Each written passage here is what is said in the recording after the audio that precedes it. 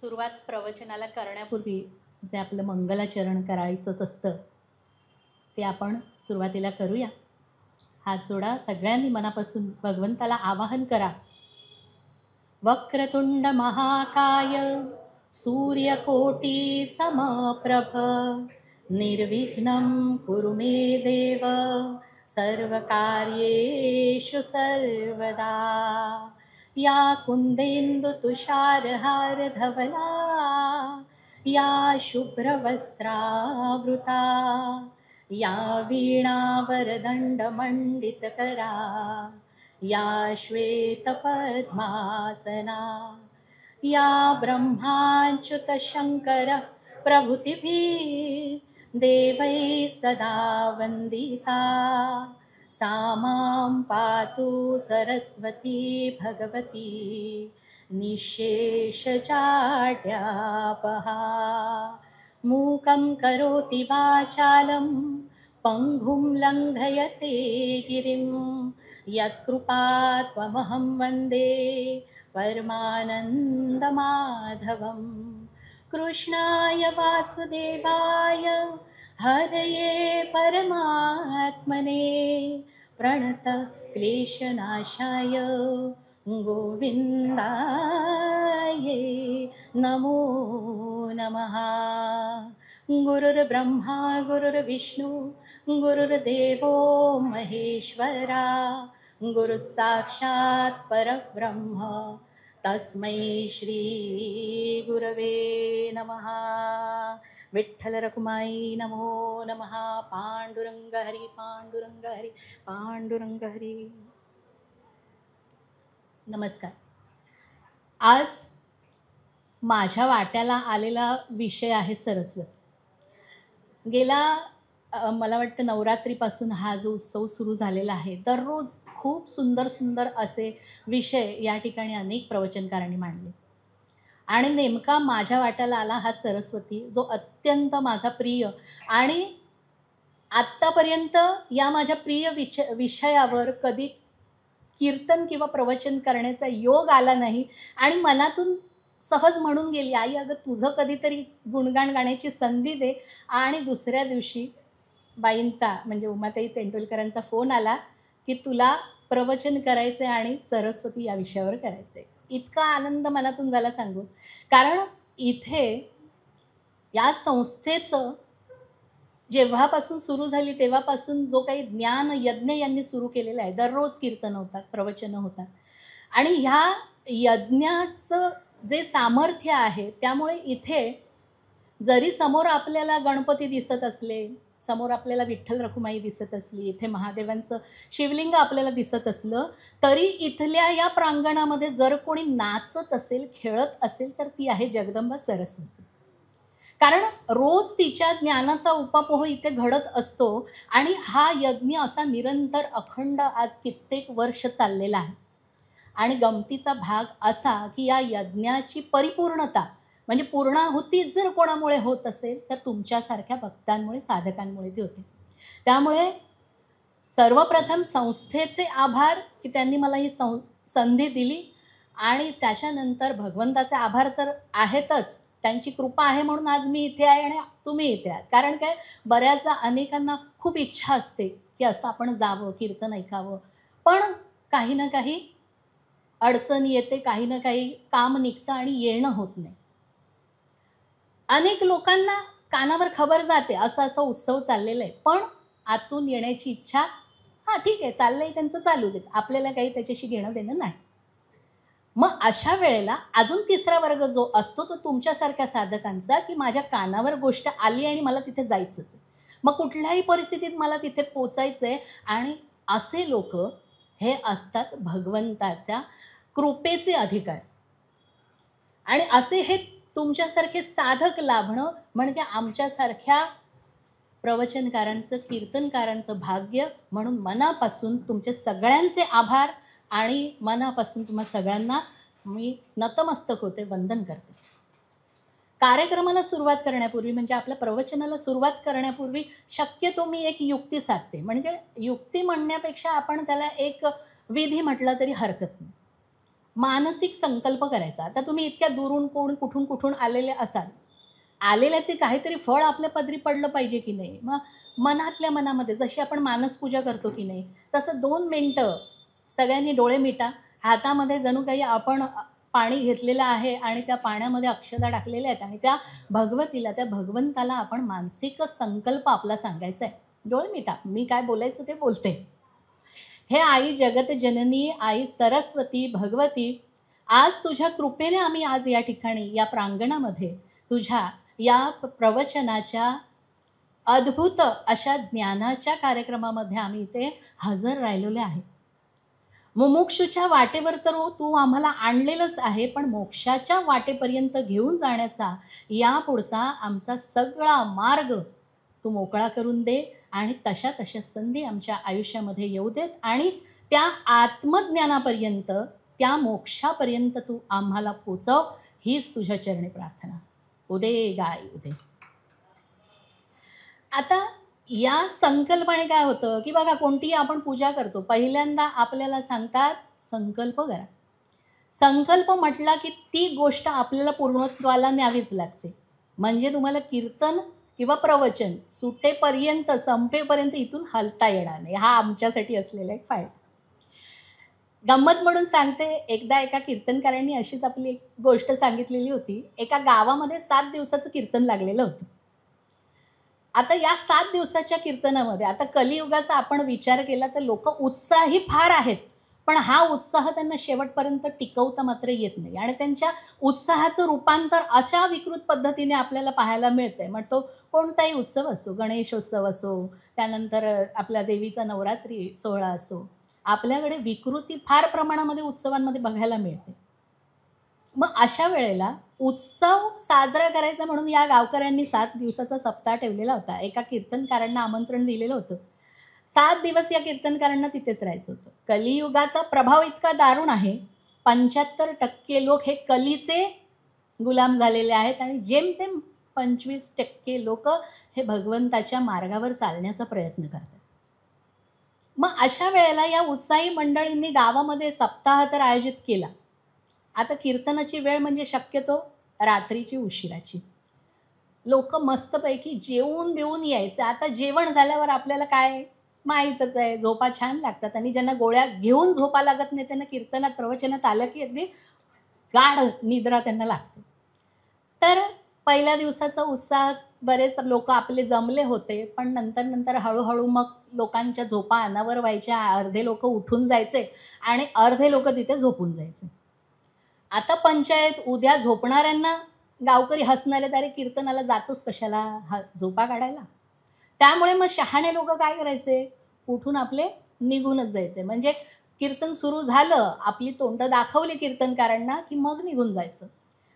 म्हणता 7 दिवसामध्ये कीर्तनकार इतके वैतागले की हे काय चाललंय, या गावातल्या लोकांना काही धर्माचं ज्ञान आहे की नाही. 7व्या दिवशी म्हणजे अगदी या पहिल्या दिवशीपासून शेवटच्या दिवसापर्यंत एक मात्र मनुष्य हा नियमित बसून असायचा, अगदी कीर्तन संपेपर्यंत. यांना इतका आनंद व्हायचा की अगदीच कोणी नाही तर एक तरी हा बापडा इथे बसलेला आहे. रोज हेच चालायचं. कीर्तन संपलं की महाराजांना, कीर्तनकारांना नमस्कार करायला कोणीतरी हवा म्हणून तो आपला नमस्कार करायचा आणि निघून जायचा. हे सगळं 6 दिवस चाललं. 7व्या दिवशी कीर्तन संपल्यानंतर या कीर्तनकारांना खूप असं वाटायला लागलं की ह्याला विचारावं की खरंच इतका भाग्यवंत भक्त हा कसा काय म्हणून. तर या कीर्तनकारांनी त्याला विचारलं की अरे बाबा, खरंच तुझं कौतुक, म्हणजे तुझ्या गावातल्या लोकांबद्दल काय बोलणार बाबा, काय या लोकांना पडलेलंच नाही आहे. कीर्तनकाराला तुम्ही बोलवताय, इतका सोहळा तुम्ही ठेवता आहे, देव बसला आणि देवच कीर्तन ऐकतोय, त्याचं कौतुक आपलं तोच ऐकतोय, तुम्हाला काही देणं घेणं नाही. तर हा म्हणतो, अहो हा जो मंडप बांधलेला दिसतोय ना, तो मी बांधलेला आहे आणि तुम्ही ज्या सतरंजीवर उभे आहात ना, ती सतरंजी माझी आहे. तेव्हा माझं नेहमीचं हे काम आहे की कीर्तन संपलं, सतरंजीची घडी करायची, सगळ्या बाकीच्या वस्तू आपल्या पेटीमध्ये लॉक करायच्या आणि मग घरी जायचं. म्हणून मी शेवटपर्यंत. तर हा एक गमतीचा भाग. इतके वाईट दिवस अजून आलेले नाही आहेत, 4 तरी टकली बसलेली असतात. तर ह्या जर काही संकल्प केला की संकल्पाची फलश्रुती असतेच की नाही, आणि ती मिळायलाच हवी. इतका वेळ काढून तुम्ही आलेले आहात, देवावर आपण उपकार करतोय, बरोबर की नाही? कारण आजकाल देवाला कोण विचारत नाही आहे. अशा परिस्थितीमध्ये आम्ही मुमुक्षू मार्गावर आहोत, मग त्याच्याकडनं फळ तर आपल्या पदरात पाहिजेच, बरोबर की नाही? तर अशा प्रकारे या संकल्पाने एकतर आपल्याला फळही मिळणार आहे, आणि दुसरी गोष्ट, शेवटपर्यंत तिथे आपल्याला निघता येणार नाही आहे, खुर्चीला चिटकून बसायचं आहे. साहजिकच सगळ्या घरच्या चिंता घरीच ठेवल्या जात आहेत, आणि पूर्णपणे आपलं मन त्या प्रवचनामध्ये लागणार आहे. आणि भगवतीच्या कृपेने ती जे सांगण्यासाठी तिने आज आपल्याला इथे बोलवलं आहे ना, त्या सगळ्या गोष्टी आपल्यापर्यंत पोचवायच्या आहेत.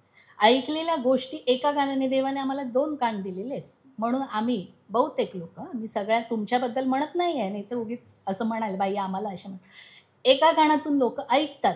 कीर्तन प्रवचनामध्ये त्यांचे असे अणुरेणू इतके वर उफाळून येतात, आणि इथून चप्पल घालून बाहेर पडले का सगळं मंदिरामध्ये परत पाठवलं जातं, दुसऱ्या कानातून ते निघून जातं. ही अवस्था आपली होऊ नये ना, याच्यासाठी भगवतीला इथे संकल्पातून सांगायचं की भगवती आम्हाला मुमुक्षू तर झालोच आहोत म्हणून इथे बसलो आहे, पण मोक्षापर्यंत घेऊन जाय.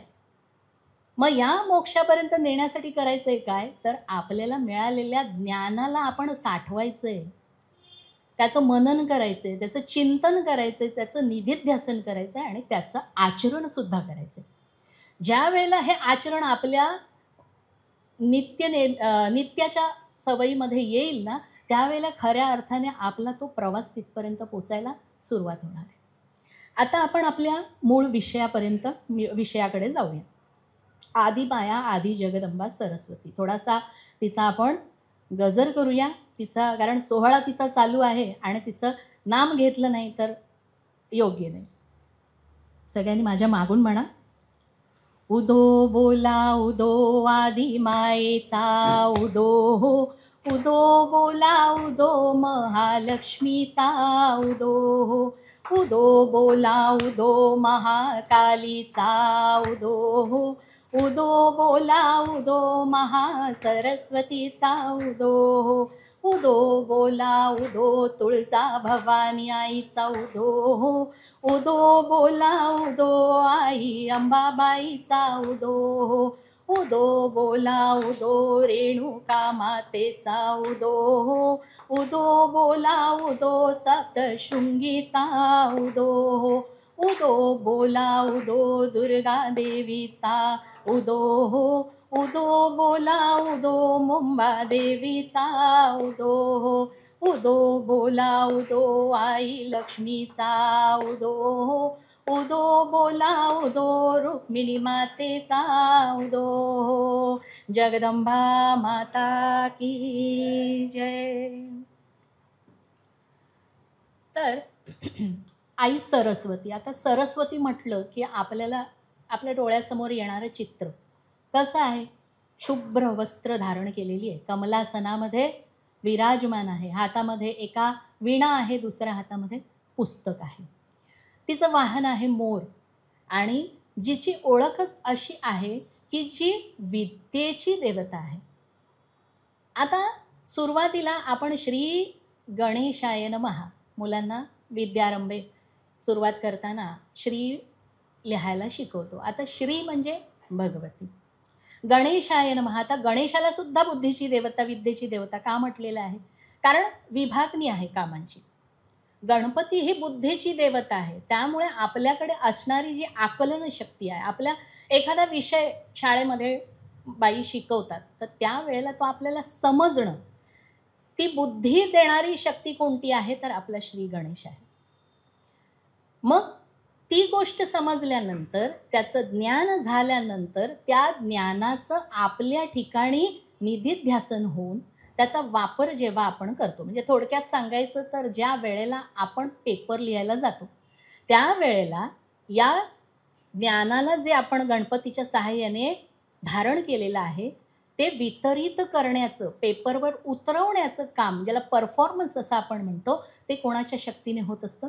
या सरस्वतीच्या शक्तीने होत असतं. म्हणून हे विद्यादात्री सरस्वती. आता लोकांना खूप प्रश्न आहेत याच्याबद्दल. आता देवी भागवत आणि आपल्या देवी महात्म्य किंवा सप्तशती यामध्ये जर आपण पाहिलं तर तिथे देवी आहे, सरस्वतीसुद्धा आहे आणि आपल्याला माहीत असणारी ही सरस्वतीसुद्धा आहे, जी विद्येची देवता आहे. मूळ जर देवींचा आदिमाया आदिशक्तीचा जर विचार केला तर 3 ज्या मुंबई देवीला बसलेल्या आहेत आपण बघतो 3 मुखवटे आहेत. आदी महालक्ष्मी, महाकाली आणि महासरस्वती. बरोबर. आता या प्रत्येक देवीचं कार्य वेगवेगळं आहे. दुर्गा सप्तशतीचा आधारे आपण जर बघितलं तर पहिल्यांदा मधु कैटभ या दोन्ही राक्षसांना मारण्यासाठी जी प्रकटली ती आदिमाया महाकाली. बरोबर.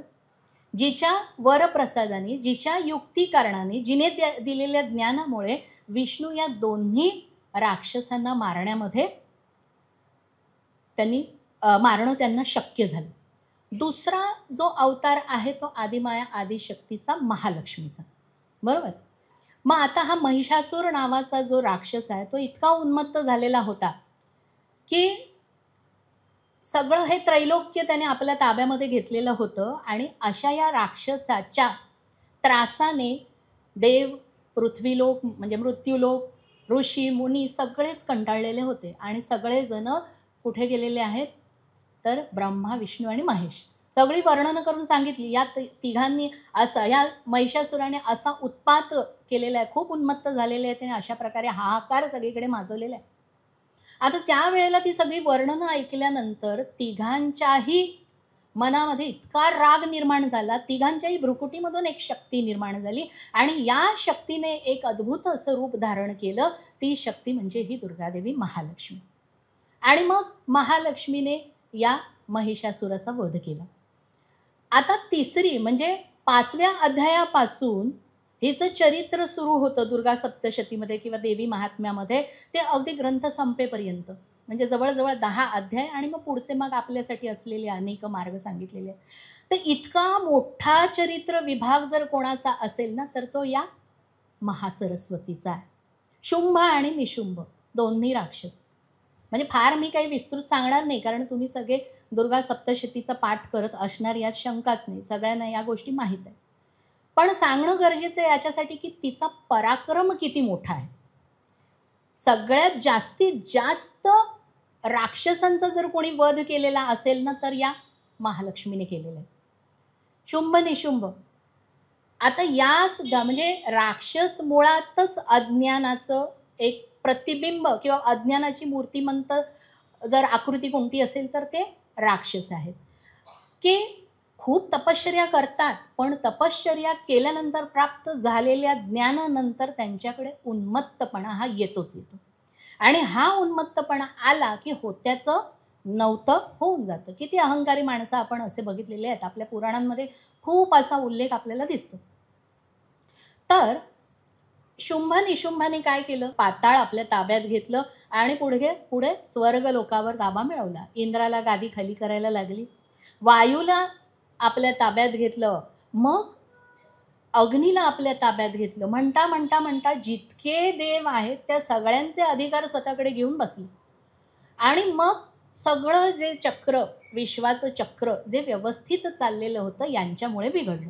कारण मनाला येईल तसं वागायचं, मनाला आलं पाऊस पाडायचा, मनाला आलं आग लावायची, मनाला आलं वादळ निर्माण करायचं आणि या सगळ्या प्रकारामध्ये आतोनात हाल होऊ लागले.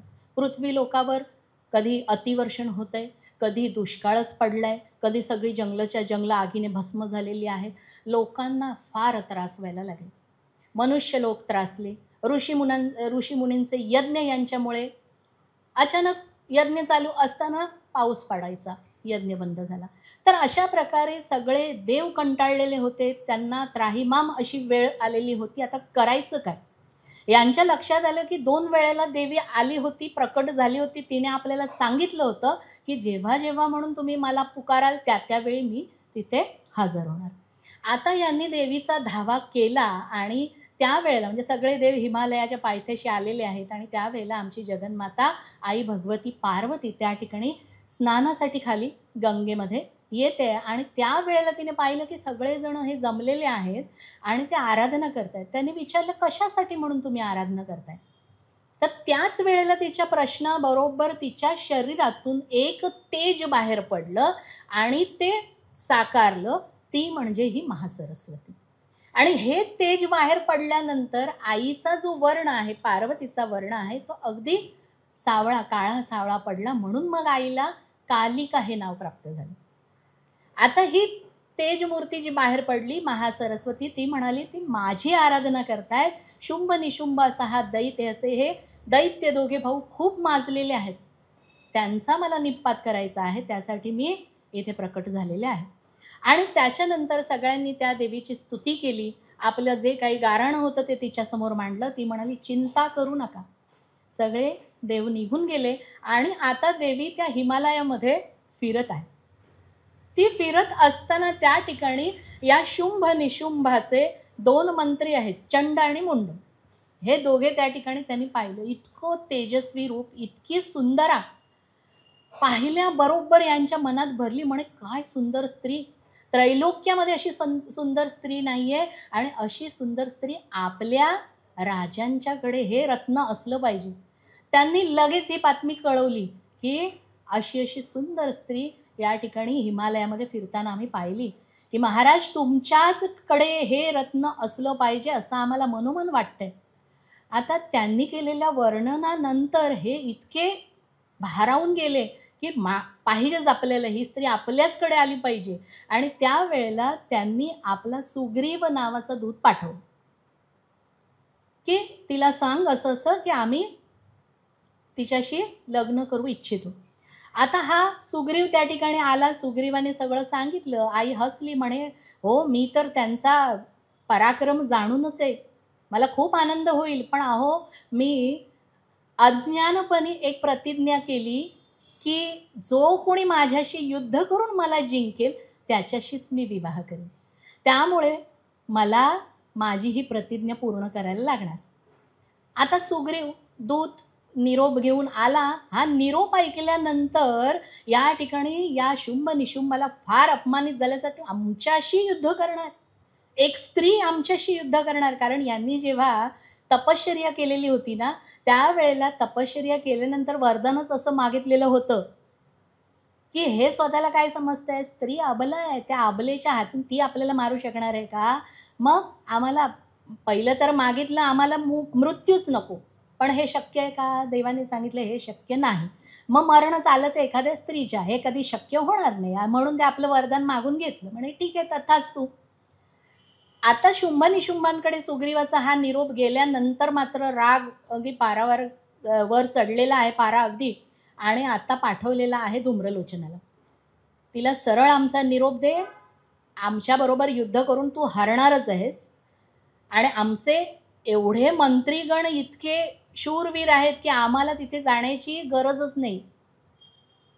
आता हा धूम्रलोचन आल्याबरोबर त्यांनी शुंभ निशुंभांचा जो काही निरोप होता तो दिला. म्हणे तू सरळ येत नसशील तर तुला केशाकर्षण, तुझे केस धरून ओढत आम्ही घेऊन जाणार आहोत.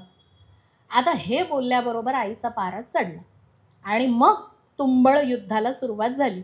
मग एक एक म्हणता म्हणता ह्या धूम्रलोचनाला तिने नुसत्या हुंकाराने मारलेले. नंतर चंडमुंडा आले आपली सेना घेऊन.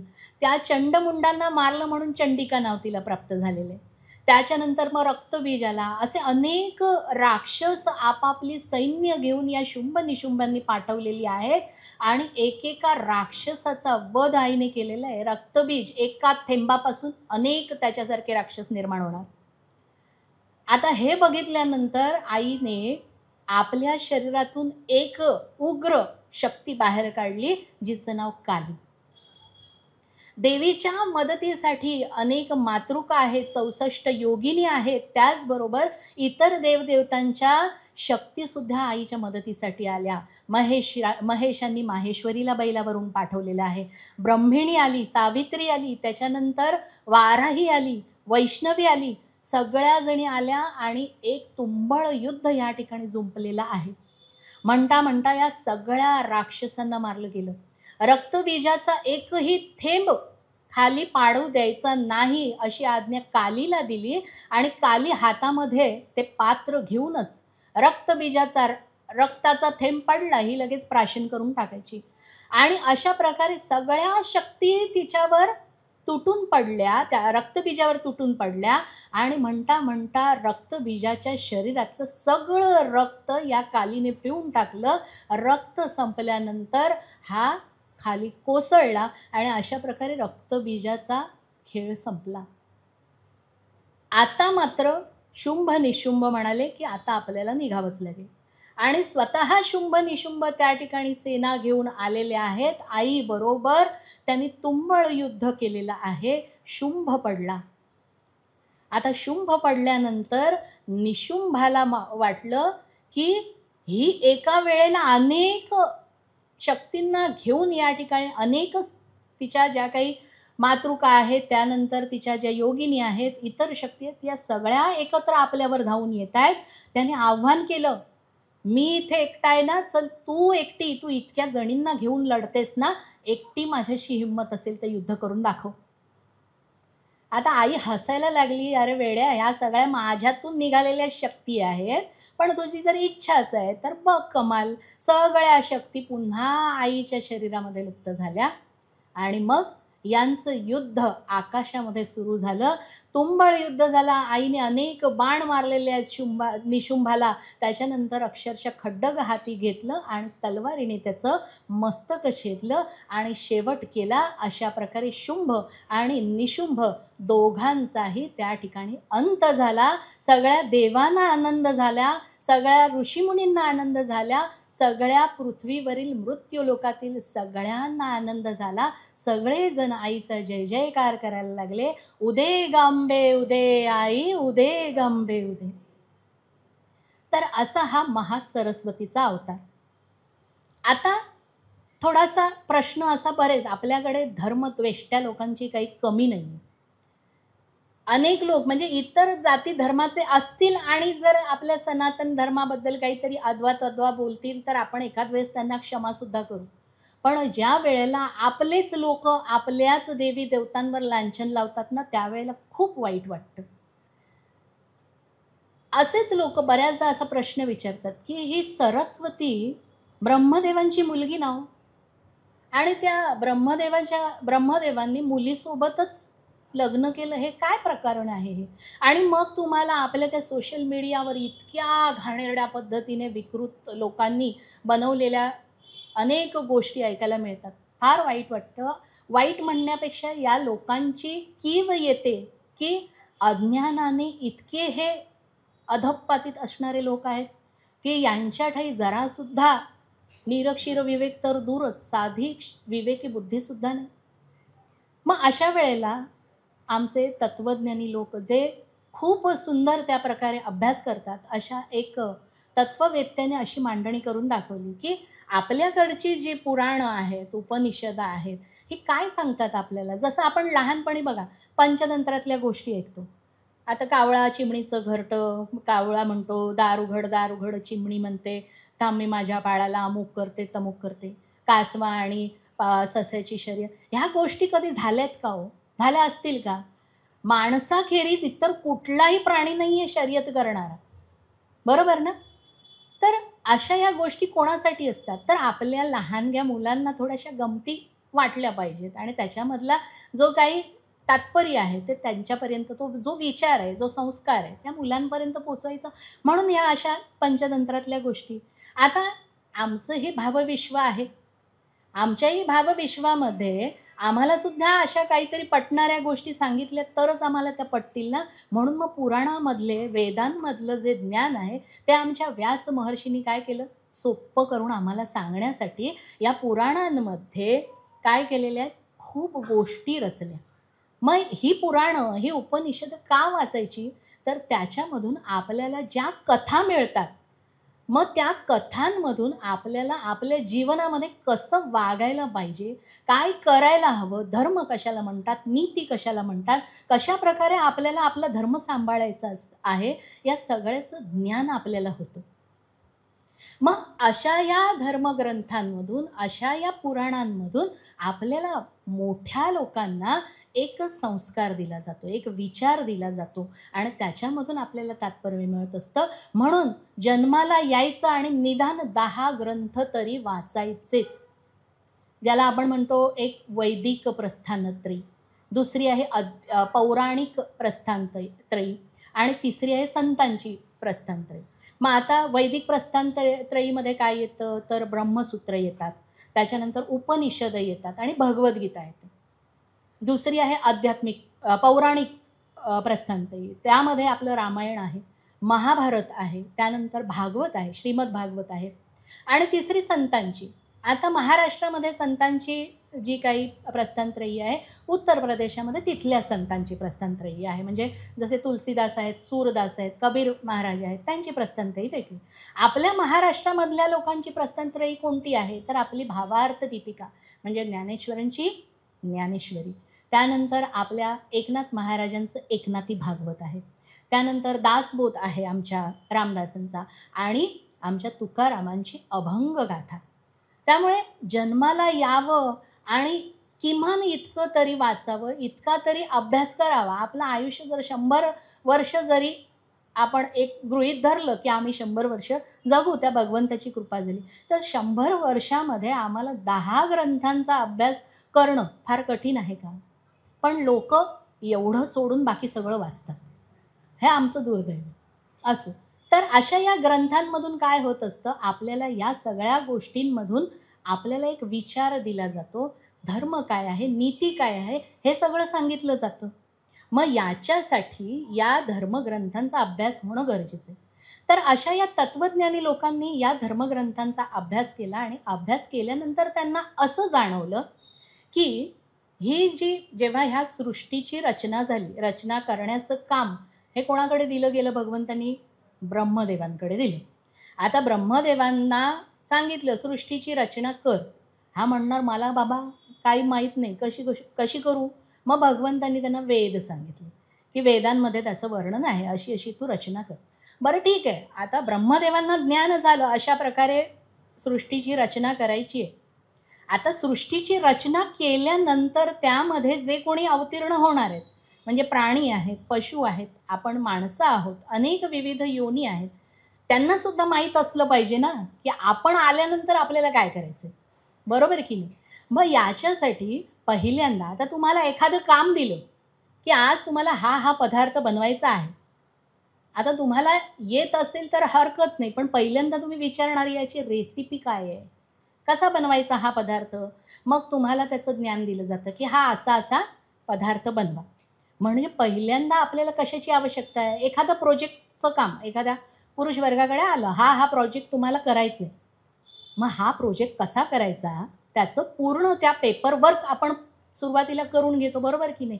म्हणजे त्या गोष्टीचं ज्ञान झाल्याशिवाय आपण पुढे त्या गोष्टी साकारू शकत नाहीत.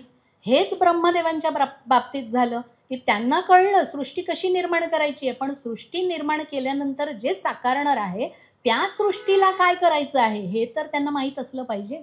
याच्यासाठी ब्रह्मदेवांनी आपल्या तपश्चर्येतून हे सगळं ज्ञान प्राप्त केलं. हे ज्ञान देण्यासाठी जी शक्ती त्यांच्याकडे उगम पावली ती होती आई सरस्वती. आता ही सरस्वती, आता एखादी गोष्ट आपण तयार केली की आपण म्हणतो हे मी तयार केलेलं आहे, म्हणतो की नाही? आता पार्वतीने आपल्या अंगच्या त्या लेपापासून छान बाळ निर्माण केलं आणि ती त्याची आई झाली, बरोबर की नाही? तसं या ब्रह्मदेवांनी स्वतःमधून तिची उत्पत्ती केली, त्यांनी तपश्चर्येतून तिला प्राप्त केलं, त्या ज्ञानाला निर्माण केलं, म्हणून मग ती त्यांची पुत्री म्हणून इथं म्हटलं गेलं. मग आता ती जर त्यांच्याकडे जर ती पुत्रीला त्यांनी स्वतःकडे ठेवलं नाही, त्या ज्ञानाला त्यांनी स्वतःकडे ठेवलं नाही, तर पुन्हा हे सगळं जे काही साकारण्याचं काम त्यांच्याकडे होणार आहे ते कसे करणार आहेत? त्यामुळे हे ज्ञान निर्माण होणाऱ्या सृष्टीला तर द्यायचंच आहे, पण ते पुन्हा देण्यासाठी त्यांना स्वतःला सुद्धा धारण करायचं आहे. मग धारण केलं म्हणजे ती त्यांची शक्ती झाली, म्हणून ती त्यांची सहचर्या सुद्धा झाली, म्हणून तीच त्यांची पत्नी आहे आणि तीच त्यांची पुत्री सुद्धा आहे. इतका सोपा अर्थ आमच्या या तत्ववेत्यांनी खूप चांगल्या प्रकारे तो आपल्यासमोर मांडला. त्यामुळे आता कदाचित तुमच्या डोक्यामधला हे एक संशयाचं वादळ हे थोडंसं बाजूला हटलं असावं, बरोबर की नाही? आणि कशासाठी आता आपण इथे बसलोय? अधिकारी व्यक्ती. आम्ही बसलो, ऐकलं आणि आपलाच उद्धार नाही, आपलं कामच आहे की प्रसार आणि प्रचार आपल्या कानापर्यंत जेव्हा या गोष्टी येतात, त्या गोष्टी ज्या ज्या वेळेला असे धर्मद्वेष्टे लोक आपल्याला भेटतील ना, त्यांचे हे प्रश्न आहेत ना, हे प्रश्न फोडून काढण्याचं काम आपल्याला करायचं आहे. त्यांना उत्तर देण्याचं काम आपल्याला करायचं आहे. तर अशी ही आई भगवती, जगदंबा सरस्वती. या सरस्वतीच्या माध्यमातून किती किती म्हणून नावं सांगायची की यांची कृपा झाली आणि कितीतरी ज्ञानी लोक निर्माण झालेले आहेत. वाल्याचा वाल्मिकी झाला. रामनामाने म्हणतो आपण, पण रामांना सुद्धा वर देणारी कोण आहे? आई जगदंबाच आहे.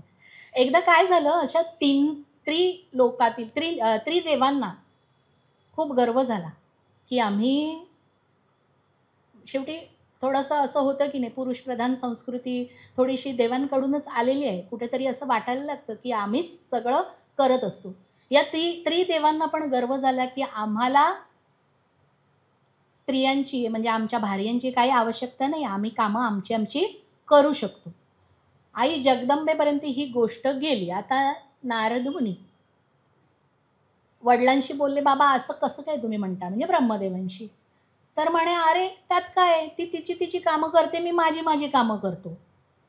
आता या नारद मुनींना खूप वाईट वाटलं. आई आहे ती शेवटी एक. कारण सकाळपासून उठून पदर खोचून ती जी काय उभी राहते, सकाळपासून मग सगळ्यांना नाश्ता द्या, सगळ्यांची जेवणं बघा, रात्रीचं जेवण सगळ्यांची उरपूर बघायची आहे. घरी सासू-सासरे असतील, घरी लहान मुलं असतील, म्हणजे लहानपासून थोरांपर्यंत सगळ्यांची उरपूर बघणारी ही बाई आणि त्यातून जर ती जॉब करणारी असेल, कामाला जाणारी असेल, तर काही विचारूच नका. कशी तारेवरची कसरत ती करते आहे आणि मग असं असताना सुद्धा तुम्ही तिला कसं नाकारता? ब्रह्मदेवांच्या सोबत असणारी सावित्री म्हणजे गायत्रीच्या रूपाने पुढे हीच सरस्वती प्रकट झाली आणि तिने त्यांच्या बरोबरीने या सृष्टीच्या उत्पन्नाचं काम केलेलं आहे. मग बाबा तुम्ही असं कसं म्हणता? घरी ती सकाळी उठून तुम्हाला नाश्ता देते, मला नाश्ता देते, तुम्हाला जेवण देते, मला जेवण देते आणि बरोबर ही बाकीची सगळी कामं पण तुमच्यासोबत करतेच आहे ना. ब्रह्मदेव काही फारसं काही लक्ष देईना, म्हणे तू म्हण काय म्हणायचं ते, इथून ऐकलं इथून सोडून दिलं. आता हा जिव्हारी लागलेला प्रश्न, गेले हिमालयामध्ये कैलास पर्वतावर आपले शिवशंभू ध्यानामध्ये बसलेले होते आणि पुन्हा हाच प्रश्न विचारला, तुम्हाला काय वाटतं बाबा असं असं म्हणाले हे योग्य का हो? नाही त्याच्यात काय एवढं, आता आमच्याकडे पण ती तिची कामं करते, मी माझं काम करतो, मी इथे दिवसभर ध्यानामध्ये. आता तुला तर माहीत आहे ध्यानाचं फळ किती मोठं आहे. सगळ्या या विश्वाचा कारभार एवढा सगळा जो जी काही आम्हाला वाटायला आलेली 3 देवांच्या वाट्याला आलेली 3 कामं आहेत, ती सांभाळण्यासाठी ध्यान धारणा ही काही सोपी गोष्ट आहे? अखंड दिवसभर मी तिथे स्मशानामध्ये जाऊन बसतो, सोपं आहे का हे? हे तुझ्या पार्वती मातेला जमतंय का? मलाच जमतंय ना ते. आता इथे सुद्धा नाराजीच पदरात पडली. आता म्हणे इथेही काही डाळ शिजत नाहीये, म्हणजे आपल्या बाबांचे थोडंसं कान उघडणी कोणीतरी करावं, तर इथे सुद्धा तीच गत आहे.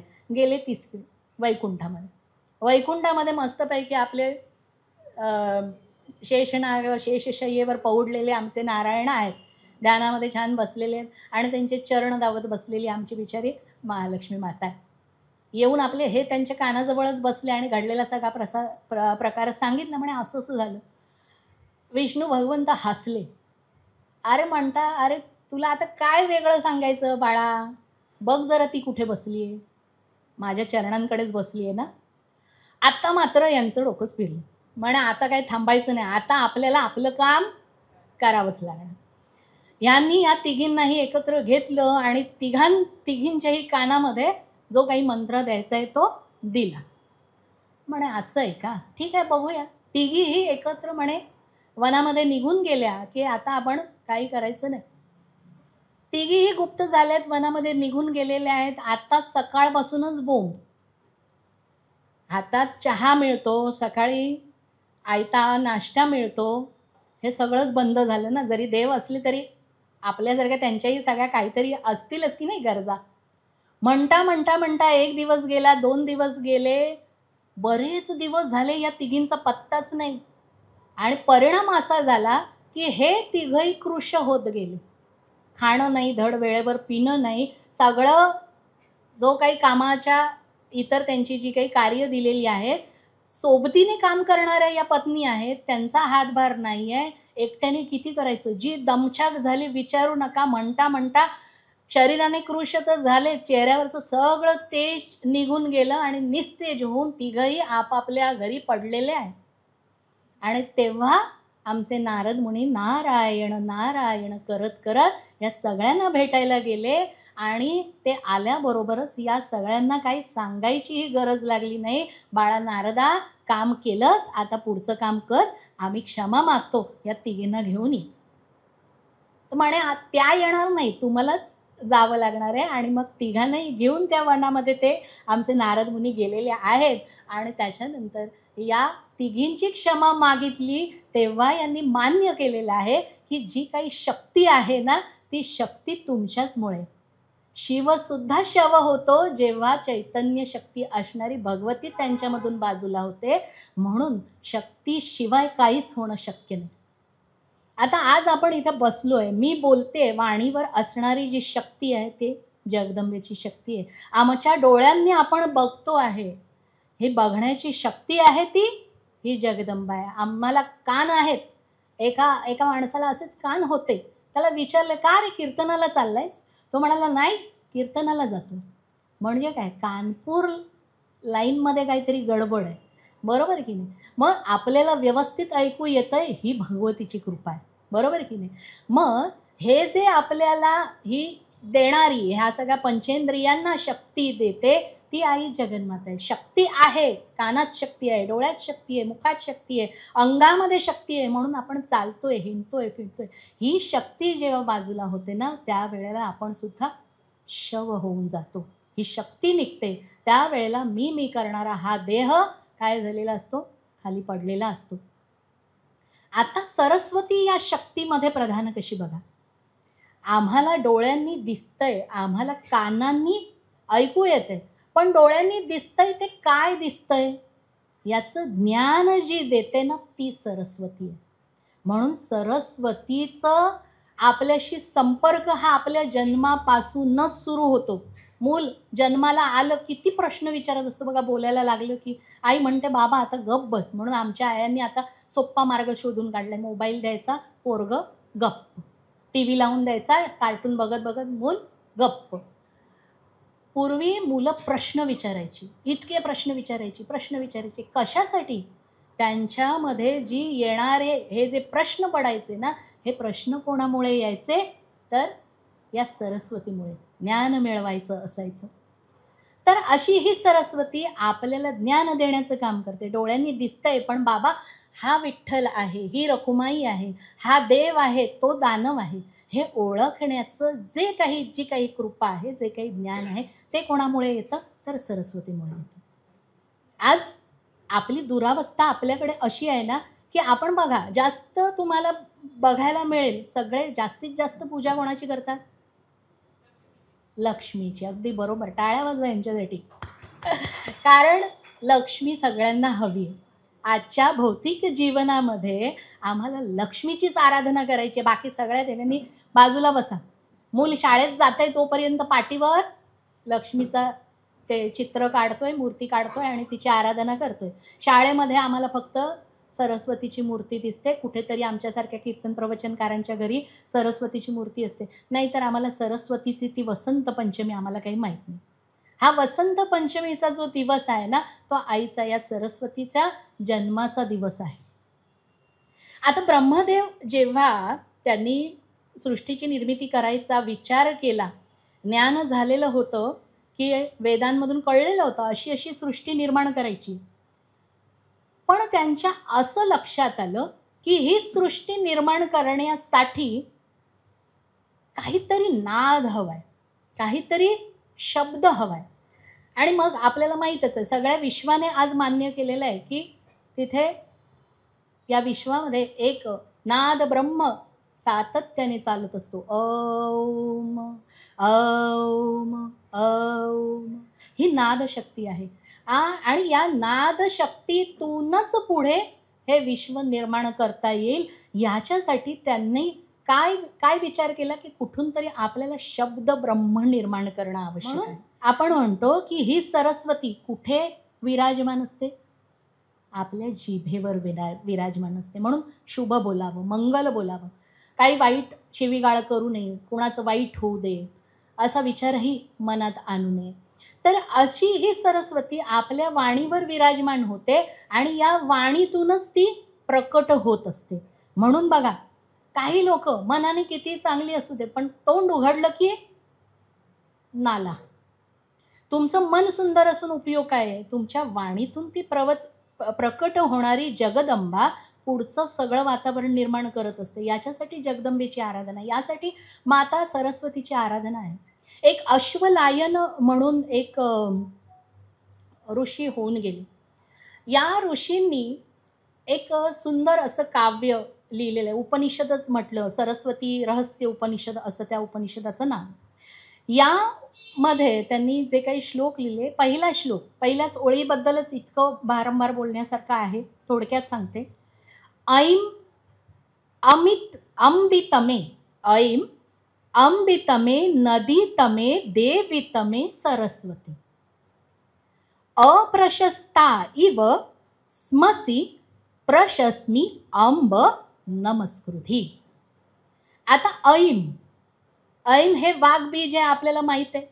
आता त्याचा अर्थ काय वगैरे आपल्याला तिथे काय खोल जायचं नाही. आपल्याला इतकं माहीत आहे की हा बीज मंत्र आहे. आता बीज मंत्र, बीजामधून झाड निर्माण होतं. इतकंसं इतुकलं दिसणारं बीज इतक्या मोठ्या झाडाची निर्मिती करतं. म्हणजेच हा बीज मंत्र हा म्हणायला ऐं इतका छोटा आहे, पण त्याची शक्ती किती मोठी. आणि ह्या ऐं बीजातूनच पुढे काय झालेलं आहे की शब्दांची निर्मिती झाली. जेव्हा ऐं ऐं ऐं ऐं सातत्याने बोललं गेलं त्यावेळेला शब्द साकारत गेले. आपली पूर्ण वर्णमाला जी आहे मराठीमध्ये, स्वर व्यंजन, या प्रत्येक वर्णांचा तुम्ही बघा, तुम्ही बरेचसे श्लोक आहे, शाबर मंत्र आहेत, त्यानंतर अनेक कवच आहेत. त्या कवचांमध्ये या अक्षरांचा आपल्याला उच्चार, म्हणजेच आपली वर्णमालासुद्धा ही किती शक्तिशाली आहे याचा तुम्ही विचार करा. तर या ऐं बीजामधून ही मा सरस्वती प्रकट झाली. ज्ञान देण्याचं तिने काम केलं आणि नंतर मग ह्या शब्दांची निर्मिती होत गेली. मग ही शब्दांची निर्मिती, आपण एखादा सोपा जर उदाहरण घ्यायचं तर आपण एका डोक्यामध्ये एखादा विचार येतो. आता हा विचार येतो, आपण काय म्हणतो, माझ्या डोक्यात विचार आला.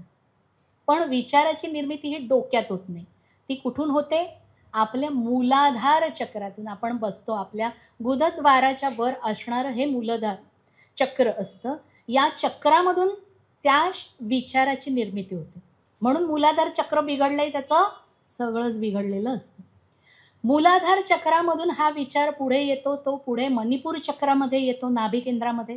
नाभी केंद्रामधून मग तो हृदय चक्रामध्ये येतो तो विचार, आणि त्याचा संगम बुद्धीशी आणि हृदयाशी होतो, मनाशी होतो. आणि नंतर तो विचार म्हणजे परा मूलाधार चक्र, पश्यंती आपलं मणिपूर चक्र, त्यानंतर मध्यमा अनाहत चक्र हृदय चक्र, आणि त्यानंतर ते वैखरी वाणीतून बाहेर प्रकट होतं.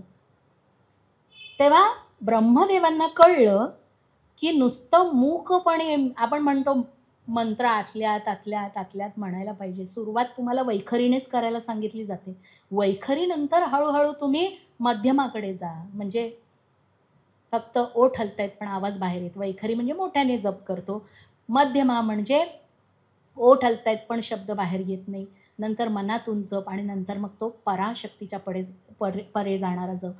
तर ब्रह्मदेवांना हे कळलं की असा जर शब्दांचा प्रवास होत असेल तर तो प्रकट केव्हा होतो? जेव्हा तो वैखरीतून बाहेर पडतो.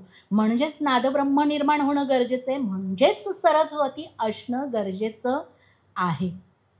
आता इथे या अश्वलायन मुनींनी असं सांगितलं की ऐं म्हणजे आई, तू बीजरूपी आहेस. पुढे ते म्हणतात अंबितमे, तमे म्हणजे तू, अंबी. आता संस्कृतमध्ये अंबा या शब्दाचा अर्थ आहे आई.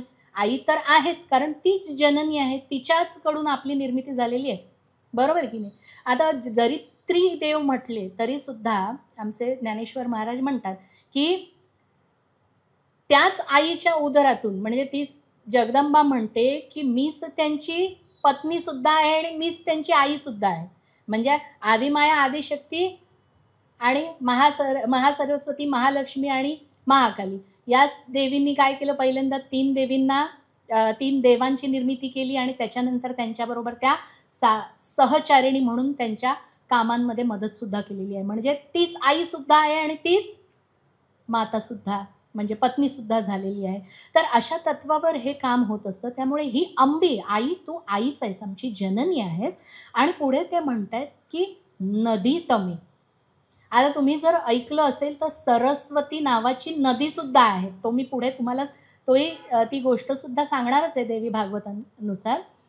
तर नदी तमे. आता नदी कशी आहे?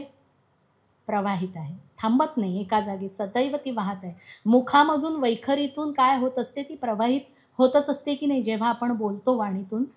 आणि बरं वाहताना खळखळ आवाजसुद्धा करते, म्हणजे नाद ब्रह्म निर्माण करते. आणि त्याही पुढे जाऊन जर विचार केला ना, तर ही नदी, आता तुम्ही जर बघितलं नद्यांचा ज्या ठिकाणी संगम होतो, गंगा, यमुना, सरस्वती, प्रयागराज ठिकाण, या संगमाच्या ठिकाणी बऱ्याच अशा अमरजा संगमाचं ठिकाण आहे. तुम्ही बघा सगळी तीर्थक्षेत्र तिथे वसलेली आहेत. अनेक तपोकूप अशी ती भूमी आहे. त्या भूमीमध्ये अनेक लोकांनी काय केलेली असतात, तपश्चर्या केलेली असते. आणि या तपश्चर्येतून, म्हणजे इतर ठिकाणी केलेली तपश्चर्या आणि ह्या संगमाच्या ठिकाणी केलेली तपश्चर्या यामध्ये खूप फरक पडतो. म्हणून असे तपोपूत जे कोणी आहेत, ज्ञानी मंडळी आहेत, ते अशी तपश्चर्या करण्यासाठी अशा संगमाच्या ठिकाणी जातात. तर आता जर तत्वज्ञानाच्या द्वारे थोडासा आपण जर विचार केला, तर 3 नद्यांचा संगम हा आपल्या शरीरामध्ये सुद्धा होतो की नाही? मग कसा होतो? कुठे होतो? तर आपल्या मूलाधार चक्राच्या ठिकाणी होतो. याच 3 नद्या म्हणजे आपल्या शरीरामध्ये प्रवाहित होणाऱ्या 3 इडा, पिंगला आणि सुषुम्ना. या 3 कुंडलिनी शक्ती ज्याला आपण म्हणतो, वेटोळे घालून ती आपल्या मूलाधार चक्राच्या ठिकाणी बसलेली आहे, जिला आपण जगदंबाच म्हणतो की नाही? सहस्त्रार चक्राच्या ठिकाणी विराजमान असलेल्या त्या शिवतत्वाला भेटण्यासाठी ही कुंडलिनी निघते आणि निघता निघता आपल्याला आत्मज्ञानापर्यंत पोचवते. आमची भगवद्गीता म्हणते की ज्ञान, खरं ज्ञान म्हणजे आत्मज्ञान. ज्याला आत्मज्ञान झालं तोच खरा ज्ञानी, अन्यथा बाकी सगळे अज्ञानी. तर असाच एक अज्ञानी होता, यांचं नाव होतं कवी कालिदास. ह्या जगदंबेची कृपा कशी होते ते बघा. कवी कालिदासांची अशी गोष्ट आहे की होते गुराखी. काम काय करायचे, तर आपल्या प्राण्यांना, म्हणजे गाई गुरांना घेऊन त्यांना रानावनामध्ये चरायला न्यायचं. आता त्या राज्यामध्ये जो राजा होता, त्याची कन्या होती, राजपुत्री होती, खूप सुंदर होती, देखणी होती आणि तिचं ज्ञान इतकं प्रखंड, पंडित अशी, ज्ञानाचा पुष्कळ अभ्यास तिने केलेला होता. आता तिचा जो मंत्री होता, त्या मंत्र्यासोबत, प्रधानमंत्री होता, त्या प्रधानमंत्र्यासोबत एकदा तिचा खूप वाद झाला. त्या वादामध्ये प्रियंक मंजिरी असं काहीतरी तिचं नाव होतं. तर त्या वररुची नावाचा तिचा जो मंत्री होता, तिच्यासोबत झालेल्या वादामध्ये या वररुचीला खूप राग आला. म्हणे हिला कधीतरी अद्दल घडवायची. बरेच दिवस, म्हणजे सुप्त म्हणतात ना, कपटी वृत्ती, आतमध्ये सगळं दडवून ठेवलेलं होतं. आता हिला कशी अद्दल घडवायची? एवढा ज्ञानाचा अहंकार आहे ना हिला, तर हिचं हा अहंकारच मोडून काढायचा. आता हिच्या लग्नाची बोलणी चाललेली होती, स्वयंवर. असा हिला ज्ञानी, म्हणजे स्वतःपेक्षा ज्ञानी असा कोणीतरी हवा होता, वर प्राप्त करायचा होता. आता या हिच्यासाठी असणारा असा वर शोधायचं काम राजाने दिलं या मंत्र्याकडे. आता मंत्र्याने सूड उगवायचा ठरवला.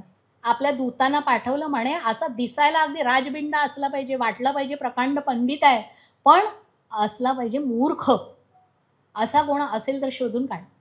आता दूत शोधत होते. शोधता शोधता त्यांच्या नजरेला हा कालिदास पडला. कालिदास हे नाव त्यांना नंतर प्राप्त झालंय बरं का. आई जगदंबा काली जेव्हा त्यांच्यावर प्रसन्न झाली तेव्हा. तर हा त्यांच्या नजरेला पडला आणि नजरेला पडला आणि दिसायला इतका गोरा गोमटा तेजपुंज पकडून आणला. हा म्हणे नको नको, मला काही बाबा राजपुत्रीशी विवाह वगैरे करायचा नाही. अरे तू ढीग म्हणशील, तुला यावंच लागणार. पकडून घेऊन आले. वर ऋषीने पाहिलं,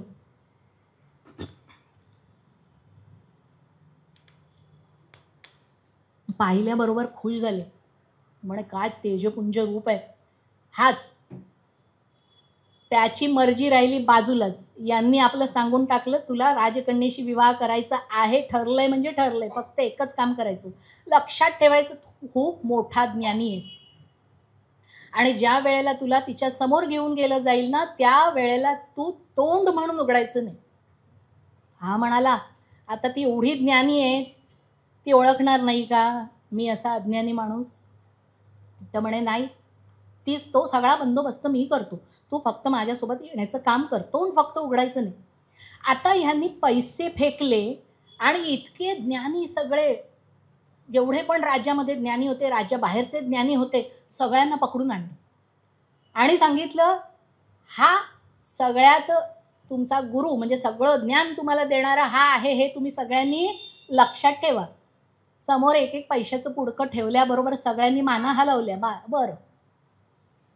आणि तिथे जो काही, जेव्हा राजपुत्री बसेल, काही प्रश्न विचारेल, त्यावेळेला हे महाराज काही बोलणार नाही, तुम्हालाच सगळ्यांना उत्तरं द्यायची. तर म्हणे हरकत नाही. सगळे आपले तयार झाले. सगळे शिष्य आपल्या गुरूंना घेऊन, म्हणजे कालिदास महाराजांना घेऊन त्या ठिकाणी हजर झाले. आता समोर ही प्रियंग मंजरी बसलेली आहे आणि तिने प्रश्न विचारायला सुरुवात केली. आधी पाहिल्याबरोबर देखणं आहे, रूपवान आहे, खरंच इतक्या शिष्यांना घेऊन आलाय म्हणजे हा किती मोठा असेल. आता इथे या प्रधानाने सांगितलं की महाराज स्वतः काही बोलणार नाहीत, ते इतके महान आहेत की त्यांनी निर्माण केलेले शिष्यच तुमच्या प्रश्नांची उत्तरं देतील. म्हणे हो का, हरकत नाही. हिने इतके कठीण कठीण प्रश्न शोधून आणलेले होते आणि सगळ्या प्रश्नांची जी प्रश्नावली घेऊन बसली, एक एक प्रश्न विचारायला सुरुवात केली आणि एकेका प्रश्नांची उत्तरं या सगळ्या त्यांच्या शिष्यांनी, म्हणजे या इतर पंडितांनी द्यायला सुरुवात केली.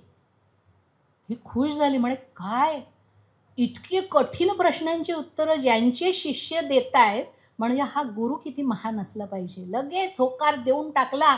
अक्षता कपाळावर पडल्या. दोघांचंही लग्न झालं. विवाह संपन्न सोहळा अगदी छान. राजा खुश, राणी खुश, इथे प्रियंग मंजिरी खुश की आपल्यापेक्षा ज्ञानी कोणीतरी आपल्याला भेटला. आता पहिला दिवस लग्नाचा घरी आली.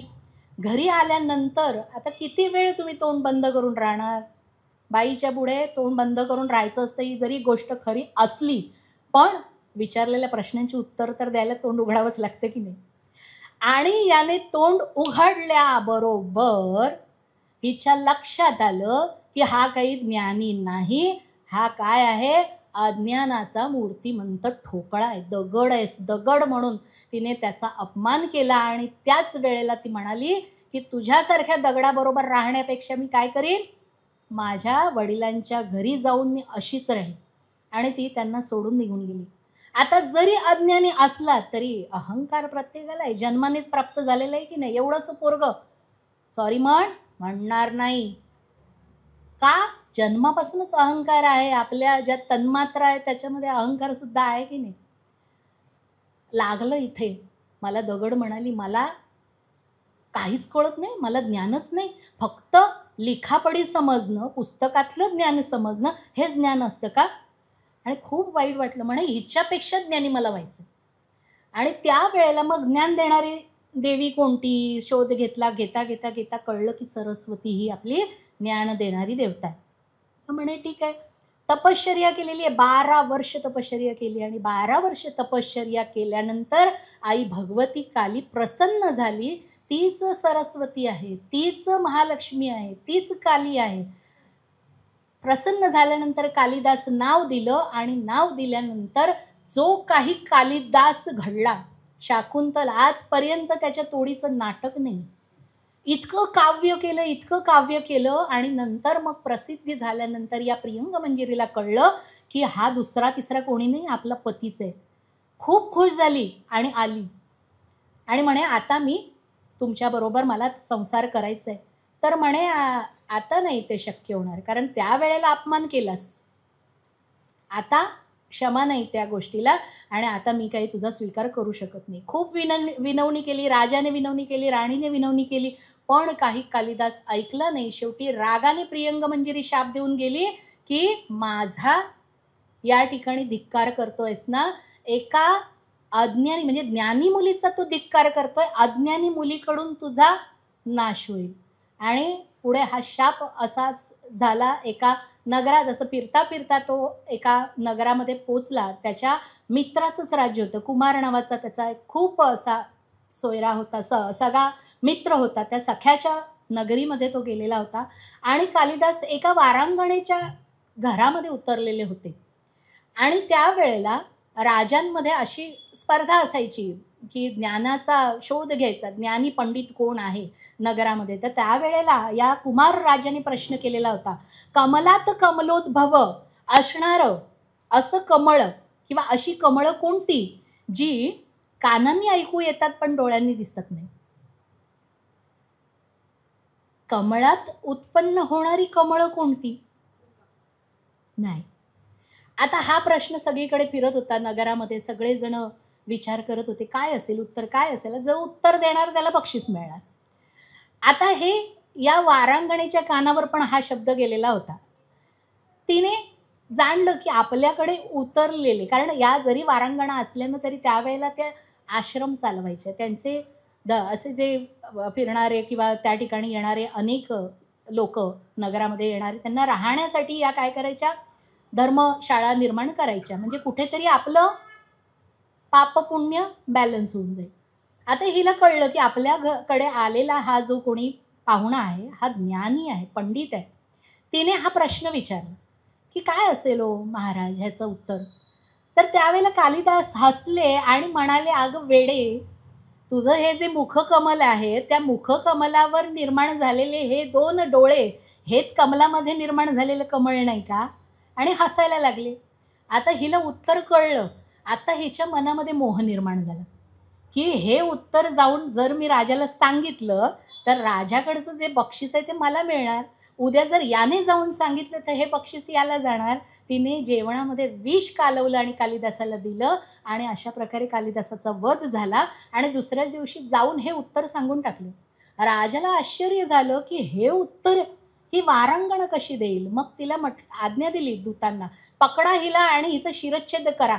करा म्हटल्याबरोबर घाबरली, थरथर कापायला लागली. म्हणे सांग तुला हे उत्तर कोणी सांगितलं. कारण एखादा प्रश्न जेव्हा विचारतो ना तेव्हा साधारण प्रश्न विचारणाऱ्याला माहीत असतो की उत्तर देणारा ज्ञानी कोण देऊ शकेल.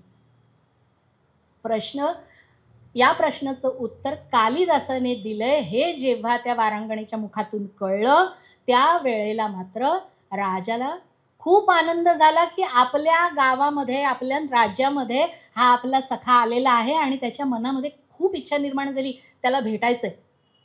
पण पुढची कथा जेव्हा साहीने सांगितली की विष दिलं आणि त्याचा अंत झाला, हे ऐकल्यानंतर राजा हळहळला, इतका हळहळला विचारू नका.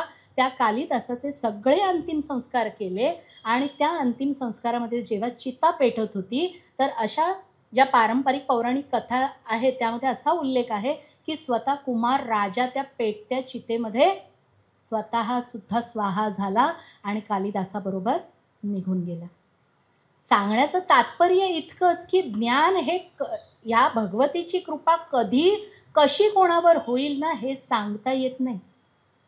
वाल्याचा वाल्मिकी झाला कारण मुखावर राम नाम, पण रामांना वरदायिनी असणारी ती रामवरदायी भगवती माता सुद्धा पाठीशी होती, म्हणून हे सगळं साध्य झालं.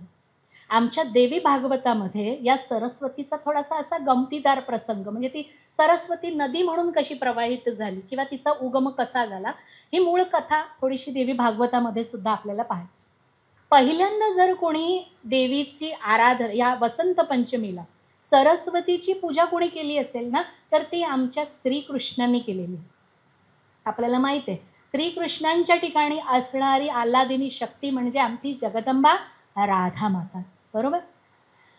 तर ही राधेचं वर्णन पुढे आहेच, पण ती राधा ज्या वेळेस मुखातून जेव्हा ज्ञानाच्या वार्ता करत होती त्यावेळेला तिच्या मुखातून एक शक्ती बाहेर पडली, ती ही आई सरस्वती. म्हणजे देवी भागवतामध्ये जगदंबेच्या सरस्वतीच्या निर्मिती स्थळ हे आहे राधेचं मुख. या राधेच्या मुखामधून ती बाहेर पडली आणि बाहेर पडल्यावर तिने पाहिलं तर समोर साक्षात मूर्तिमंत रूप असणारं हे आमच्या विष्णू भगवंतांचं रूप, आपल्या श्रीकृष्णांचं रूप. श्रीकृष्णांना पाहिल्यानंतर त्यांच्या प्रेमामध्ये पडली आणि ती म्हणाली की भगवंता, मी तुमच्याबरोबर, तुम्ही माझं पाणी ग्रहण करा, मला तुमच्यासोबत राहायचं. आता भगवंत म्हणाले, अरे मी सगळ्या या सृष्टीला मी चालवतो, सगळं मान्य आहे मला, पण माझी सत्ता सगळ्यांवर चालते पण तिच्यावर चालत नाही. मग ती कोण? राधा. कारण ती माझ्याच तोडीस तोड आहे. उद्या ती माझ्याबरोबर जर युद्धाला उभी राहिली ना तर मी तिला हरवू शकणार नाही, कारण ती जर बाजूला झाली ना तर मी काहीही उरणार नाही. आणि ही राधा सर्व गुण संपन्न आहे.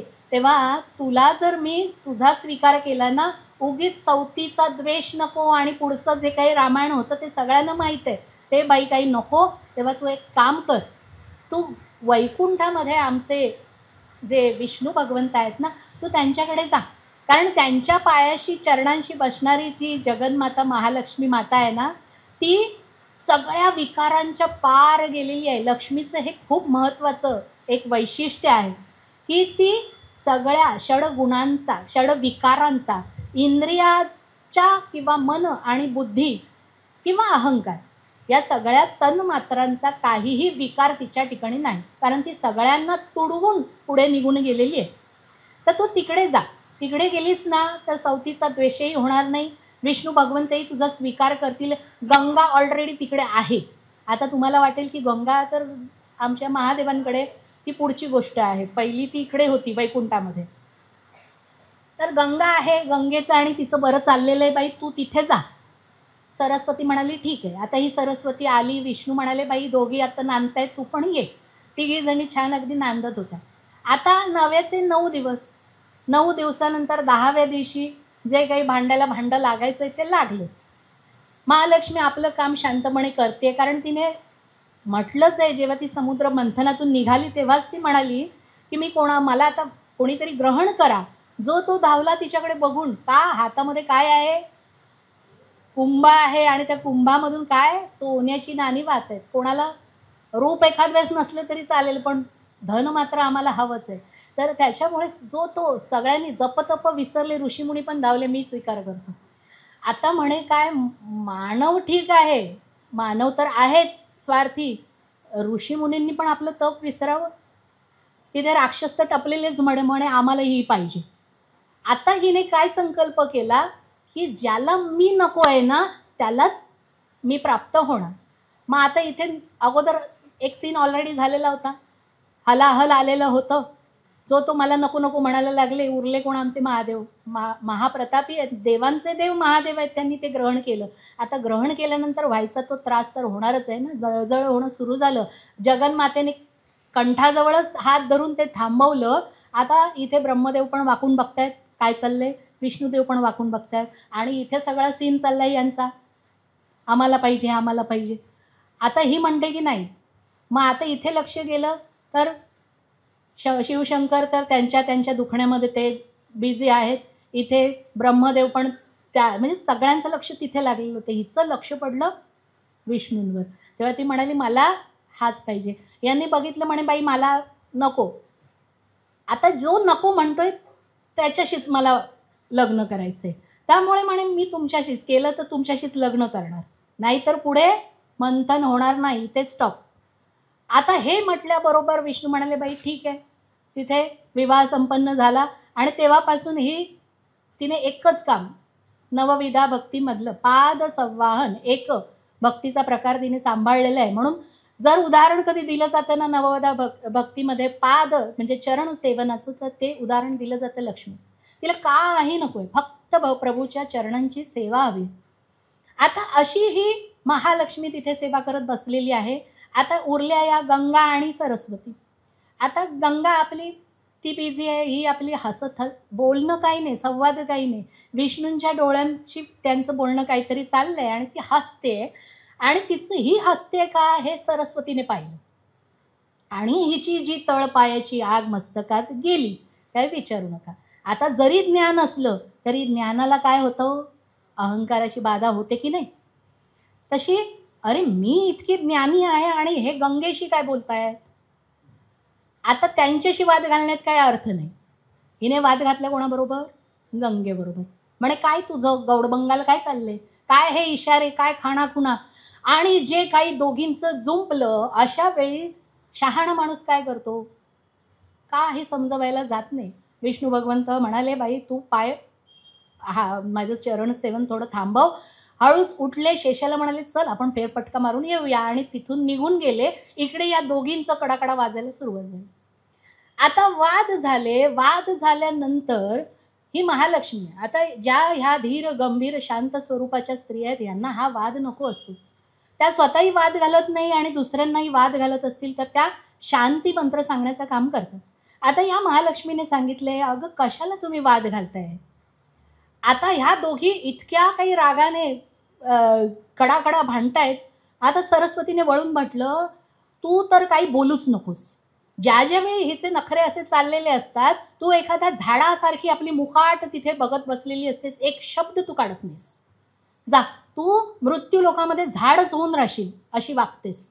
आणि नंतर मग असा प्रसंग आला की मग आम्हाला तत्वज्ञान शिकवायला येतेस, खळाखळा बोलायला लागतेस, नदीसारखी मग वाहायला लागतेस. एक काम कर, जा मृत्यू लोकामध्ये तू नदीच बनून राहा. हे 2 शापीच्या वाट्याला पडले. आता हे ऐकल्यानंतर गंगा म्हणाली, काय ग तुला डोकं नावाचा काय प्रकार आहे का. ती बिचारी आपल्यामधला वाद सोडवते आणि तू काय म्हणतेस.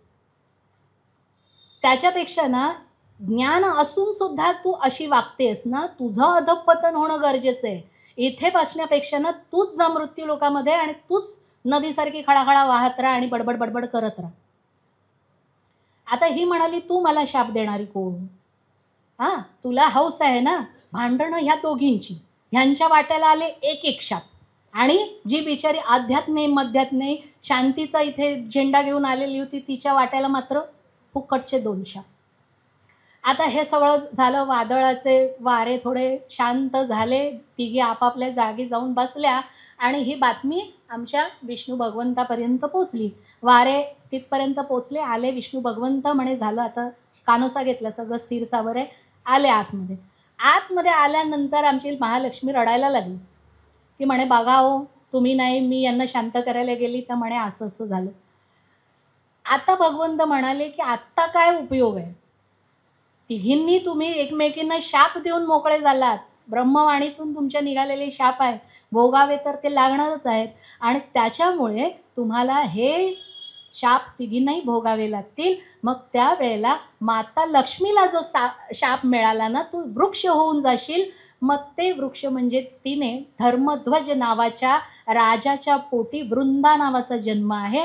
आणि ही वृंदा शंखचूड नावाच्या दैत्याबरोबर लग्न झालं. आणि पुढचा आपल्याला ती कथा तर माहीतच आहे. आणि त्याद्वारे पुढे तुळस म्हणून जी आपल्या घरोघरी विराजमान असते, तो वृक्ष, ते झाड म्हणजेच ही आमची महालक्ष्मी माता. त्याच्यानंतर देवी सरस्वतीने दिलेल्या शापानुसार नदीसुद्धा होणं वाट्याला आहे. मग जी पद्मा नावाची नदी आपल्याकडे वाहते ना, ही पद्मा नावाची नदी म्हणजे ही महालक्ष्मी नदी आहे. अनेक लोकांच्या पापांचा नाश करणारी अशी ही पद्मावती नदी कलियुगाच्या 5000 वर्षापर्यंत प्रवाहित असते आणि नंतर ती लुप्त होते. त्यामुळे हे जे पुढचं तुळशीचं जे चरित्र आहे ना, ते या 5000 वर्षाच्या नंतर तुम्हाला ऐकायला मिळत नाही. कलियुगाच्या 5000 वर्षांपर्यंतच हे तुळशीचं महात्म्य आपल्याला ऐकायला मिळतं. तर हे 2 शाप या महालक्ष्मीने भोगले. आता सरस्वती, ही सरस्वती नावाच्याच नदीच्या नावाने ती आपल्याकडे वाहताना आपल्याला दिसते. अनेक लोक तिच्याकडे येतात, तिच्याकडे डुबक्या मारतात, आपल्या पापांचा त्या ठिकाणी पापांना नष्ट करतात. तिच्या तटावर बसून जो कोणी तपश्चर्या करतो तो महाज्ञानी होतो, असा तिचा आशीर्वाद आहे त्या नदीच्या स्वरूपामध्ये असणाऱ्या सरस्वतीचा. आणि तिसरी नदी ती म्हणजे गंगा. ही गंगा तर आजही वाहतेच आहे. तिचं कौतुक काय ते सांगावं. आता या तिघींनाही रडू आलं की हे सगळे शाप आपल्याला भोगायचे आहेत आणि आपल्याला प्रभूंचा, नारायणाचा काय होणार आहे, विरह भोगावा लागणार आहे. आणि त्यावेळी तिघी रडायला लागल्या आणि त्यावेळेला त्यांचं रडणं बघून प्रभू म्हणाले की शाप भोगल्यानंतर 5000 वर्षानंतर महालक्ष्मी तू माझ्याकडे वैकुंठामध्ये परत येणार आहेस. अंशरूपाने तू त्या तुळशीच्या ठिकाणी किंवा अंशरूपाने त्या पद्मावतीच्या नदीच्या ठिकाणी तू असशील. पण या दोघी ज्या आहेत, गंगा हिला मात्र अंशरूपाने कुठे जावं लागणार आहे, विष्णूंना सहाय्य करण्यासाठी विष्णूंच्या जटेमध्ये धारण करायला व्हायचं आहे. आणि सरस्वतीला ज्या वेळेला सृष्टी निर्मितीचं कार्य या ब्रह्मदेवांच्याकडे येईल त्यावेळेला त्या सृष्टी निर्मितीच्या कार्यामध्ये हे जगदंबे तुला सहकार्य करायचं आहे आणि त्याच ठिकाणी त्यांची सहचारिणी म्हणून सुद्धा तू त्या ठिकाणी नांदणार आहेस. मग विरह तुमचा नाही, अंशरूपाने तुम्ही त्यांच्या ठिकाणी असाल पण पूर्ण स्वरूपाने मात्र माझ्याच ठिकाणी असाल. म्हणून महाविष्णूंच्या ठिकाणी जी 6 लक्षणं सांगितलेली आहेत त्या 6 लक्षणांमध्ये धनसुद्धा आहे, त्या 6 लक्षणांमध्ये ज्ञानसुद्धा आहे आणि त्या 6 लक्षणांमध्ये गंगेची सात्विकता, ते पावित्र्यसुद्धा आहे. तर अशा या सरस्वतीचा हा संपूर्ण इतिहास, हा इतिहास म्हणजे आपल्याकडे वसंत पंचमी फार काही साजरी होताना दिसत नाही, कारण आम्हाला लक्ष्मी हवी असते. पण जसं या अश्वलायन ऋषींनी म्हटलंय, त्यांनी हे जे सरस्वतीचं उपनिषद सांगितले की हे माते तू जगत जननी सुद्धा आहेस, तू ज्ञानरूपिणी सुद्धा आहेस, तू सरस्वती सुद्धा आहेस, नदी सुद्धा आहेस. तर या सगळ्यांच्या स्वरूपामध्ये तू आहेस ना, मग हे जगदंबे तू आमच्या वाणीवर कायम स्वरूपी का स्थिर राहत नाही.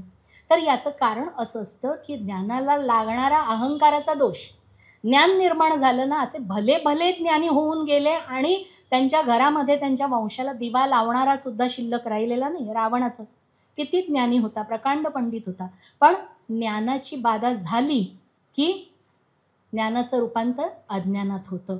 मग आता आपण जो संकल्प केला की जगदंबे आम्हाला काय कर, या ठिकाणी मुमुक्षु मार्गावरून ज्ञानापर्यंत ने, आत्मज्ञानापर्यंत जायचं आहे. जोपर्यंत होत नाही तोपर्यंत तुम्ही काय मी काय सगळेच अज्ञानी आहोत.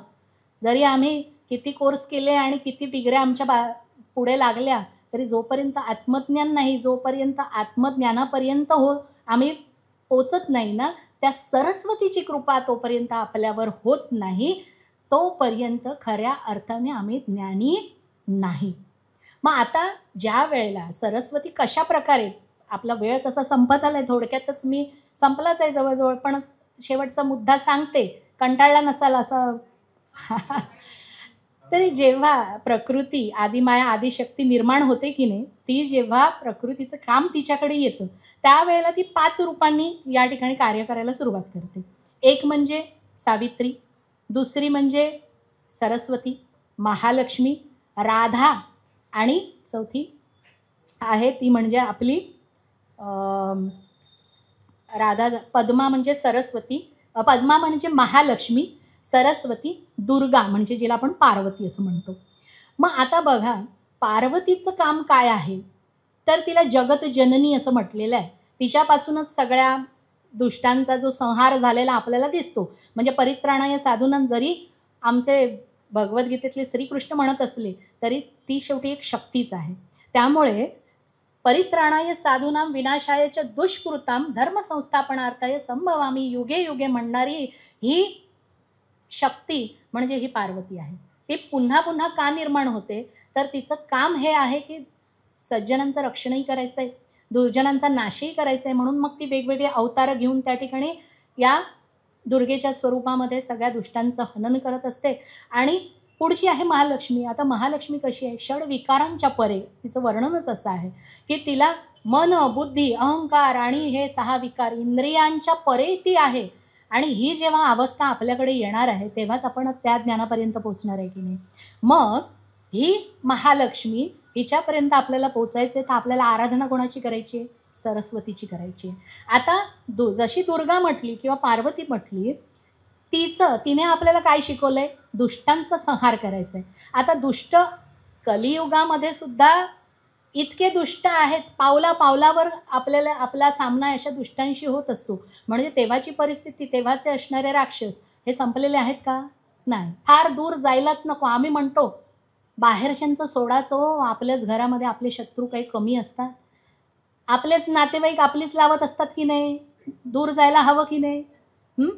तर आता तेही जर सोडलं, विश्वातलं जाऊ देत, समाजातलं जाऊ देत, कुटुंबातलं जाऊ देत, आपल्या आतमध्ये किती राक्षस आहेत की नाही? आम्हाला अहंकार आहे, आम्हाला क्रोध आहे, 6 विकार सांगितलेत, मद, मत्सर, लोभ वगैरे वगैरे.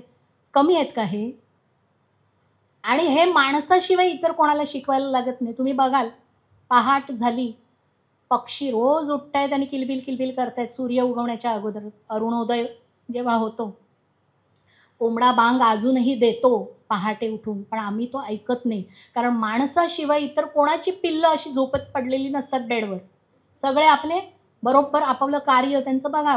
कबुतरं आमच्या इमारतीच्या खिडक्यांवर बसलेले असतात आणि काय करत असतात? संध्याकाळ झाली, डोळे मिटून काय ध्यान करतात त्यांनाच त्यांचं माहिती. पण आमच्या पोरांना किती ध्यान करा, ध्यानच लागत नाही त्यांचं. आम्ही किती कोर्स जॉईन करतो, पण आमच्याच्याने ध्यान काही शिकलं जात नाही. तर असं हे ध्यान लागण्यासाठी ज्या वेळेला हे या शत्रूचा निपात करण्यासाठी आपल्यामध्ये दुर्गा शक्ती निर्माण करणारी कोण आहे? ही सरस्वती आहे. कशी? तर ज्या वेळेला कुरुक्षेत्रावर युद्ध झालं, अर्जुन ज्या वेळेला गांडी वस्त्र टाकून पडला की आत्ता मी काही करणार नाही, मी शक्तीच नाही, त्यावेळेला भगवंतांना ज्ञानगंगा, भगवद्गीता सांगावी लागली, सरस्वतीचं ज्ञान द्यावं लागलं. तेव्हा अर्जुन उभा राहिलाय आणि त्याने मग पुढचं पराक्रम केलंय. म्हणजे दुर्गा होण्यासाठी, त्याच्या आतमधलं दुर्गा तत्व निर्माण करण्यासाठी काय करावं लागलंय? सरस्वतीला पुढे करावं लागले. त्याचप्रमाणे षडविकार म्हणजे महालक्ष्मीच्या तत्वापर्यंत आपल्याला पोचायचंय. ते महालक्ष्मी तत्व आपल्याला जर जागृत करायचंय, तर आपल्याला काय हवंय? ज्ञानाचं सहकार्य घ्यावंच लागणार आहे. ती सरस्वती आपल्याठायी आली पाहिजे, की आपल्याला कळलं पाहिजे यम काय आहेत, नियम काय आहेत, प्रत्याहार काय, आसन काय, समाधी काय, या सगळ्या गोष्टींचं ज्ञानच होणं गरजेचं आहे ना. तेव्हा कुठे आम्हाला कळणार आहे की बाबा आपल्याला आपले डोळे सकाळी सूर्याच्या अगोदर का उघडले पाहिजे. म्हणजे महालक्ष्मीपर्यंत पोचायचे, सरस्वती हवी. पुढची आहे सावित्री. आता सावित्री शब्द ब्रह्म, गायत्री, गायत्रीच्या उच्चारातूनच या संपूर्ण सृष्टीची निर्मिती झाली. मग ही सावित्री गायत्री निर्माण करायची आहे. पुन्हा वाघबीज आलं. हे वाघबीज कोणामुळे मिळणार आहे? सरस्वतीच्या कृपेमुळे मिळणार आहे. आणि अगदी शेवटची म्हणजे राधिका, राधा. राधाचं वर्णनच आहे बघा. राधाला काही देणं घेणं नाही. ती काय कुठे भेटते? ती आमच्या ब्रह्मदेवांनी तिच्या पायाचं नखाचं दर्शन व्हावं, कारण ती दिसत नाही अशी सहसा कोणाला. तिचं दर्शन, निदान पायाचं नख तरी दिसावं, ज्याने आत्मशुद्धी होईल. यासाठी ब्रह्मदेवांनी 60,000 वर्ष तपश्चर्या केलेली आहे. 60,000 वर्ष तपश्चर्या केली तरी सुद्धा ना दृष्टांतामध्ये ना स्वप्नामध्ये देवी तर सोडा, तिचं नखसुद्धा दिसलं नाही. आता ह्यांनी पुढे आपली तपश्चर्या चालू केली आणि करता करता त्यांना असं जाणवलं ही कुठे भेटते? वृंदावनामध्ये. कारण ती एकाच अवस्थेमध्ये लीन असते प्रभूंबरोबर आनंद साजरा करण्यामध्ये. मग हा आनंद म्हणजे कुठला आनंद आहे? जो कधीही न संपणारा असा सर्वोच्च आनंद, त्याला सच्चिदानंद म्हणतात. ज्याला परमानंद म्हणतात. ते परमानंदापर्यंत जर पोचायचं असेल तर तुम्हाला तिथपर्यंत घेऊन कोण जाणार आहे? सरस्वतीच घेऊन जाणार आहे. आणि मग ही चिदानंदाची अवस्था, त्या राधिकेची अवस्था मला जर प्राप्त करायची असेल तर सरस्वतीशिवाय कुठेच आपल्याला दुसरा पर्याय नाहीच आहे. आणि एकही अशी देवी नाही की जी तुम्हाला ज्ञान नाही आहे आम्ही पैसाच देणार, अमुक नाही आहे आम्ही तमुक देणार, अजिबात नाही. सगळं तत्व हे काय आहे? एकच तत्व आहे. त्या जगदंबेचं तत्व आहे. ती भोगही देते आणि तीच मोक्षसुद्धा देते. म्हणून या सगळ्या गोष्टी प्रदान करणारी ही जगन्माता आई सरस्वती, नाव जरी सरस्वती दिलेलं असलं तरी सुद्धा ती अंबा हे मूळ तत्व आपल्याला कळलं पाहिजे. एका माणसाला असंच थोडंसं झालं म्हणजे तत्वाचा आपण जेव्हा विचार करतो की आम्हाला तत्व कळलं पाहिजे. बरेचसे असं नाही मी हरीला नाही मी हाराला वरतो, नाही मी हाराला नाही मी हरीचं नाम घेतो. हा जो भेदाभेद आपण करतो की नाही हा टाळता आपल्याला आला पाहिजे. नाही मी फक्त देवी सरस्वतीचीच आराधना करते, मी लक्ष्मीची नाही करत, मी अमुक मी तमुक. हा मीपणा आपल्याला सोडता आला पाहिजे. एका माणसाच्या घरी ना खंडोबा होता सोन्याचा आणि त्याचं जे वाहन कुत्रा आहे ते सुद्धा सोन्याचं होतं. प्रचंड श्रीमंती होती, पण कालांतराने पिढ्यानपिढ्या श्रीमंतीसुद्धा फार काळ टिकत नाही. आता असे बिचाऱ्याच्याकडे वाईट दिवस आले की देवाऱ्यातले देव विकायला लागले. आता हे सोन्याचे देव होते, म्हणे मी आपले मग साधे कास्याचे किंवा पंचधातूचे वगैरे बनवून घेतो. सोन्याचे ते देव घेऊन खंडोबा आणि त्याचं ते वाहन घेऊन सोनाराकडे गेले. सोनाराने हिशोब केला, म्हणे खंडोबाचे किती येतील, तर म्हणे 10,000 येतील. बरं, आता कुत्र्याचं वाहनाचं त्यांचं वजन केलं, म्हणे कुत्र्याचे किती येतील, तर म्हणे 15,000 येतील. हां, खंडोबाचे 10 आणि कुत्र्याचे 15, हा वाद घालायला लागला.